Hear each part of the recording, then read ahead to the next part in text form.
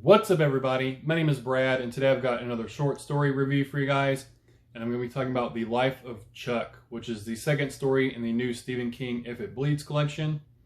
This video is going to be full of spoilers for this story, so if you don't want spoilers, go ahead and step away. But I am going to be doing a video covering all the stories as a whole, and that one will be non-spoiler. This second story in the collection touches on some of the same themes as the first story, themes of technology and themes of mortality, and it's told in a unique way. We start in Act 3, move to Act 2, and then on to Act 1. So we start at the end of the story and move our way to the beginning. In Act 3, we're following a guy named Marty, and he seems to be living at the end of times. Basically, it seems like the apocalypse is just right around the corner.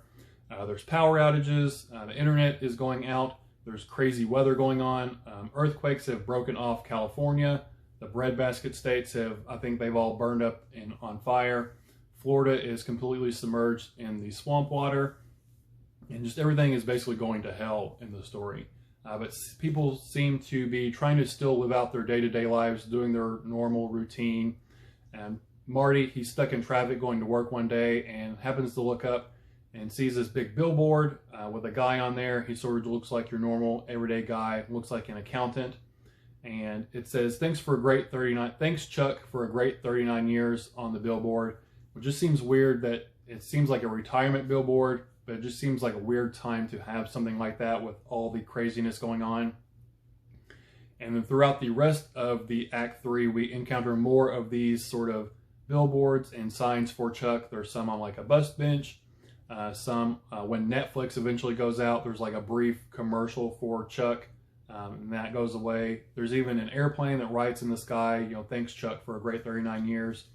And Marty doesn't know who Chuck is, and people he does talk to, they don't seem to know who Chuck is either. It's just really odd, especially for what is going on.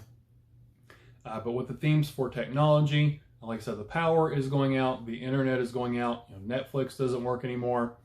So like in the first story, I think Stephen King is trying to get across the point that, even when technology is not around, what we really need to be focusing on is the people in our lives, our friends, our neighbors, our family, because technology can go by the wayside. It can go out in the blink of an eye, and we are too reliant on it a lot of the times.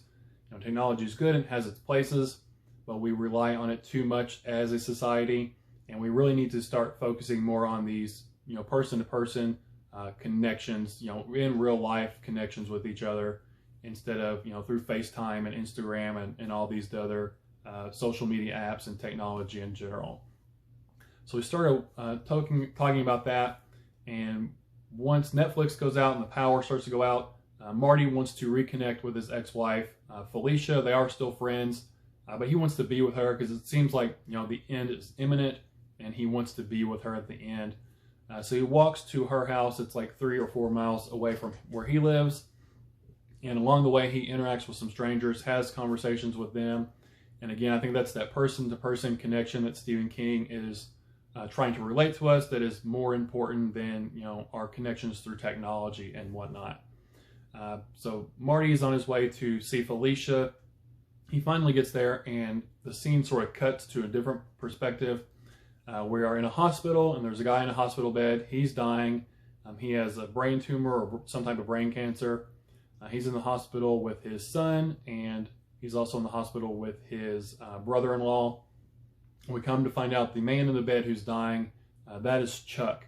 That is the man who all these billboards and advertisements, thanking him for his great 39 years of service have been about.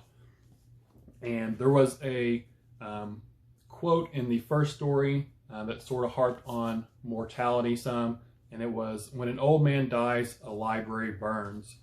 And if I can find it real quick, there's something really similar told in the second story, The Life of Chuck. I think when a man or woman dies, a whole world falls to ruin. The world that person knew and believed in. Think of that, kiddo. Billions of people on Earth, and each one of those billions with a world inside.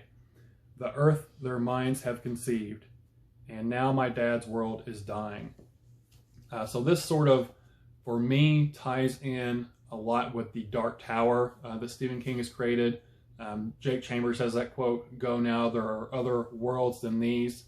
And I don't know if, maybe this world is another level on the tower or not, or if it's all just in Chuck's head. But we switch back to Marty and Felicia, and these sort of phantom images of Chuck just start appearing everywhere for everyone to see.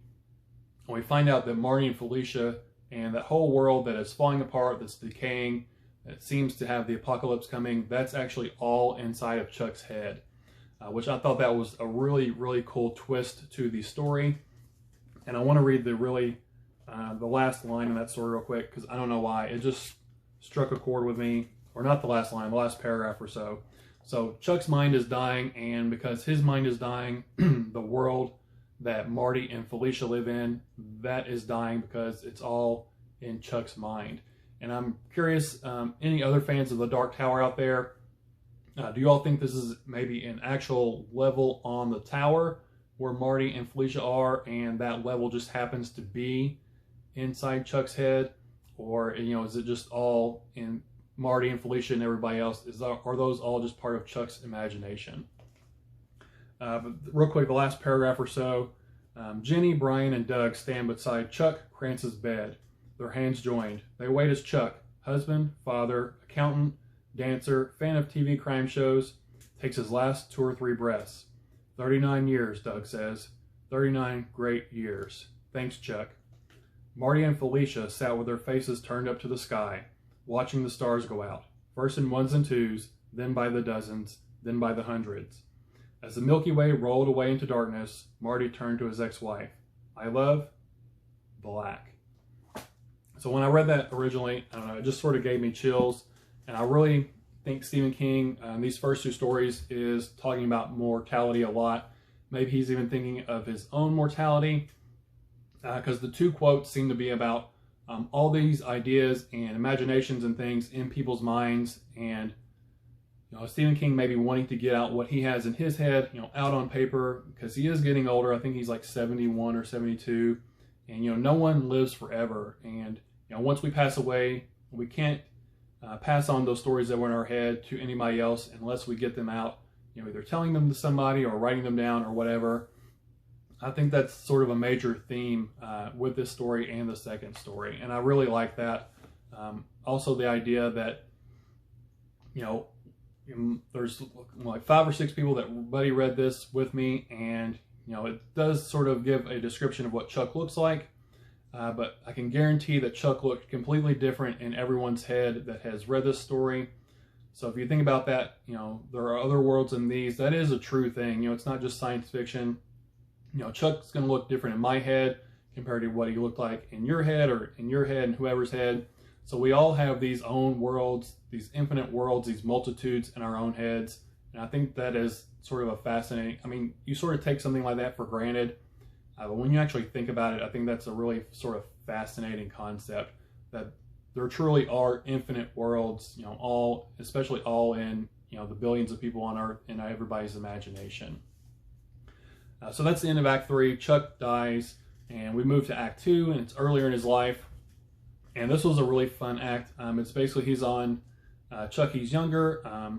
He's sort of on like a business trip, and he just comes across a drummer playing in the street, and he just decides to dance and live his life. He meets a stranger, and he dances with her together, and the crowd sort of grows, and they give the drummer lots of tips, and it's just living carefree, living your life to the fullest, and just experiencing life. Again, without the technology, just experiencing life with these personal connections with each other, even if it's with complete strangers, with the drummer being a stranger, the lady he dances with being a stranger. That was sort of set up going into Act 3, excuse me. And then Act 1, it's when Chuck is younger. We learn, I don't know how old he is. Honestly, I can't remember. I don't think he's out of high school, or he's definitely not out of high school yet. He might be in middle school or so. We learned that his parents died at an early age. He had an unborn baby sister who passed away, and he ended up living with his grandparents. So he has had a lot of death in his life. And while living with his grandparents, there's always a locked room upstairs in the cupola, whatever you want to call it. And that's sort of where the supernatural element comes in. It was supposedly haunted, and eventually his grandparents pass away, and they had sort of told him that, or his grandfather had told him that whenever he would go up there, he would see the deaths of people. He would see how they would die, but he didn't know when they were going to die, and that sort of haunted him, and the grandfather locked it up and never went up there. So after they pass away, Chuck decides to go up there, and he sees his own death. He sees himself laying in a hospital bed, knows something that's wrong, but he doesn't know when he's going to die. And then that vision sort of fades away, and that's sort of where he gets this, living life to the fullest, which was really about what Act 2 was about. He knows he's going to die. He's seen his death. He just doesn't know when it's going to happen. So he's going to do his best to live his life to the fullest every day, knowing that his death is coming and there's nothing he can do about it. But he's going to try to make connections with people and just live his life to the fullest, like I said, and just enjoy life. And there's one more thing I want to read really quick. This is from the very end of the story, the end of Act 1, which is the end of the story. And this is him going up in the cupola and seeing, his own death. Chuck stared back into the cupola for a closer look, but the vision was gone. No man, no hospital bed, no table. There was one final faint blip from the unseen monitor, then that was gone too. The man did not fade, as ghostly apparitions did in movies. He was just gone, insisting he had never been there in the first place. He wasn't, Chuck thought. I will insist that he wasn't, and I will live my life until my life runs out. I am wonderful, I deserve to be wonderful, and I contain multitudes. He closed the door and snapped the lock shut. So that's the end of the life of Chuck. And I don't know, like I said, the more I thought about this story, the more it resonated with me, and the more I liked it. And I think I'm going to give this one 5 stars. It grew on me a lot after reading it. I like the message and the themes in here about mortality and, sort of letting go of technology and living your life to the fullest, making those connections with your family, friends, loved ones, and just living your life to the fullest and, not worrying about what's to come, because what's to come is coming for everybody, and it's not something to dwell about and worry about and so on. But that's all I have to say about the story, The Life of Chuck. That has been second story in the Stephen King collection, If It Bleeds. That's all I have for you guys today. I did really enjoy this story. I think I'm going to give it 5 stars. But that's all I have for you guys today. So thanks for spending your time with me. Again, my name is Brad, and I'll talk to y'all later. Bye.